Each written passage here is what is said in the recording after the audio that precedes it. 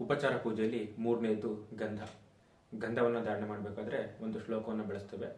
ಪರಮಾನಂದ ಸೌರಭ್ಯ ಪರಿಪೂರ್ಣ ದಿಗಂತರಂ ಗೃಹಾಣ ಪರಮಂ ಗಂಧಂ ಕೃಪಾಯ ಪರಮೇಶ್ವರ. ಇನ್ನೊಂದು ವೇದ ಮಂತ್ರವನ್ನು ಬಳಸ್ತೇವೆ.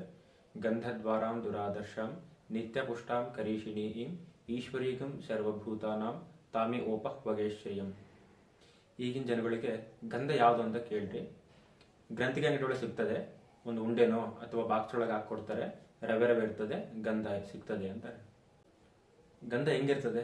ಜನ ಚೆನ್ನಾಗಿ ಉದಾಹರಣೆ ಕೊಡ್ತಾರೆ. ಈಗ ಹಿಟ್ಟನ್ನ ಗಿರಣಿ ಒಳಗೆ ಹಾಕ್ಸ್ಕೊಂಬಂದಾಗ ಹೆಂಗ್ ಹಾಕಿದಾರಪ್ಪ ಅಂತಂದ್ರೆ, ಒಳ್ಳೆ ಗಂಧ ಹಾಕ್ದಂಗೆ ಹಾಕಿದ್ದಾರೆ ಅಂತಾರೆ. ಅಂದ್ರೆ ಅಷ್ಟು ಸೂಕ್ಷ್ಮ ಕಣಗಳಿರ್ತದೆ, ಅಷ್ಟು ನುಣುಪಿರ್ತದೆ ಗಂಧ ಅಂದ್ರೆ. ಆ ಗಂಧನ ತೇಯಬೇಕಾದ್ರೆ ಮನೆ ತುಂಬ ಎಷ್ಟು ಸೌರಭ ಬೀರ್ತದೆ ಅಂತ ಗಂಧ ಹಚ್ಕೊಡ್ರೆ ಮುಖ ತೊಳೆಯೋವರೆಗೂ ಹೋಗಲ್ಲ ಅದು. ಮತ್ತೆ ನೀವು ತೊಳೆದಂಗೆ ಬಿಟ್ರು ಅಂದ್ರೆ ಸಂಜೆವರೆಗೂ ಹಂಗೆ ಇರ್ತದೆ.